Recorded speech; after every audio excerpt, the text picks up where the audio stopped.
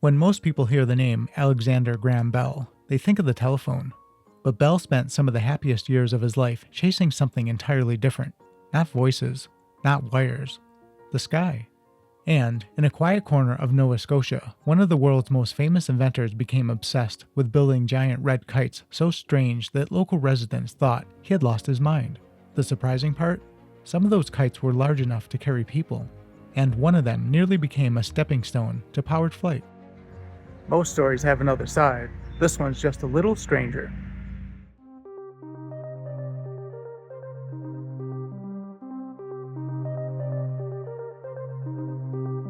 I'm Bill, and this is Buffalo Air Park. Let's dive in. If you had visited his summer home in Baddeck, Nova Scotia, around the turn of the 20th century, you probably would have thought he was a little eccentric. Actually, a lot of people did. Bell had an endlessly curious mind. He worked on everything from an early metal detector to medical devices, hydrofoils, livestock breeding, and even improved sanitation systems. His interest jumped from one subject to another so quickly that some of his contemporaries wondered if he was spreading himself a little too thin. One future relative even criticized him for constantly pursuing new ideas without accomplishing anything useful. That criticism was delivered just months before Bell patented the telephone, so perhaps they underestimated him. By the 1890s, Bell had become fascinated by the problem of human flight. Unlike some aviation pioneers, however, Bell had little interest in becoming a test pilot. He understood the risks. As he once suggested, a dead inventor rarely gets much work done. So instead of climbing into experimental machines, Bell turned to kites.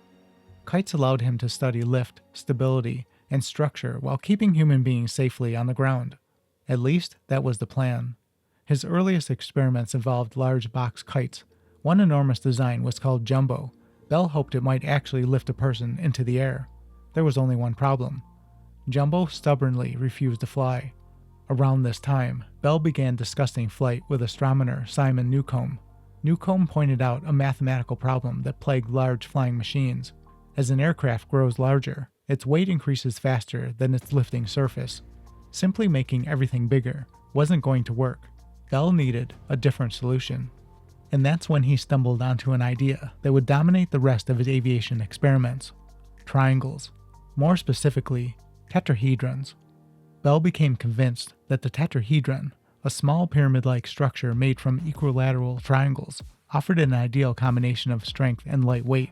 Instead of building one giant flying surface, he could connect thousands of small tetrahedral cells together. The resulting structure would remain remarkably strong while avoiding the weakness of larger components.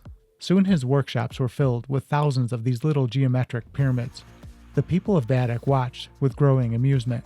One local boatman reportedly described Bell as some kind of nut who spent his days fooling around with strange contraptions and flying kites.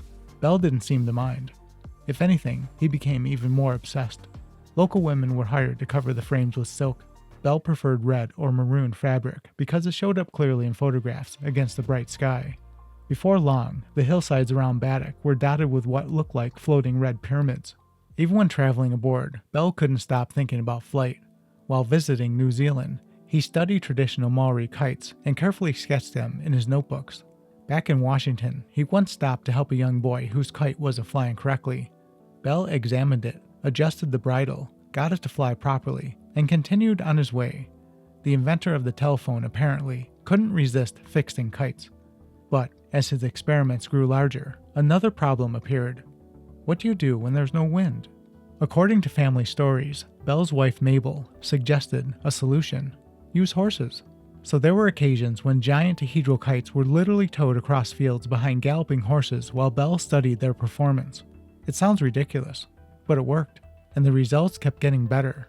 In 1905, Bell competed a massive kite called Frost King. Built from roughly 1,300 tetrahedral cells, it demonstrated something remarkable. During testing, it lifted a full-grown man into the air. Not intentionally, perhaps, but the message was clear. Bell's designs were becoming powerful enough to carry people. That success encouraged him to think bigger, much bigger. In 1907, Mabel Bell provided funding to create the Aerial Experimental Association. The organization brought together several young aviation pioneers who would become known literally as Bell's Boys. Among them were Glenn Curtiss and U.S. Army Lieutenant Thomas Selfridge. Together, they explored some of the most advanced aviation concepts of the era. One of their most ambitious projects was Bell's largest tetrahedral kite ever built.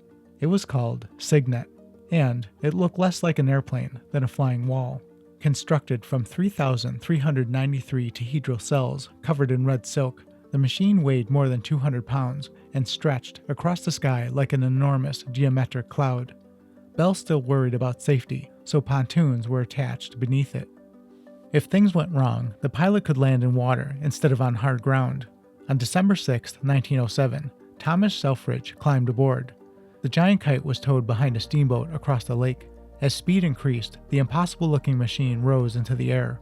Higher and higher it climbed, eventually reaching roughly 168 feet above the water. For 7 minutes, Bell's dream worked. A man was flying beneath a giant tetrahedral kite. Then conditions changed.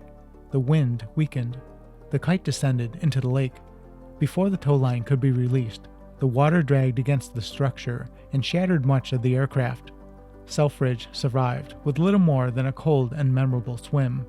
Bell considered the test a success. His concept had proven it could lift a person into the sky. Sadly, there is a bittersweet footnote to the story. Thomas Selfridge survived Bell's giant kite experiment, but less than a year later, he was killed while flying as a passenger during an accident involving Orville Wright. He became the first fatality in powered aviation history. In the end, Bell's tetrahedral kites never evolved into practical airplanes. Their countless structured cells created too much aerodynamic drag compared to conventional wings, but Bell's work wasn't wasted. The strength and efficiency of tetrahedral structures influenced later engineering concepts, including space frame construction and other lightweight architectural designs. So while the telephone remains Alexander Graham Bell's most famous invention, it wasn't necessarily his favorite passion. That honor may belong to the thousands of red silk pyramids that once drifted above Nova Scotia, proof that sometimes history's greatest inventors aren't satisfied with changing the world. Sometimes they want to conquer the sky too. And that wraps up another tale from aviation's stranger side. Until next time, keep your eyes on the skies.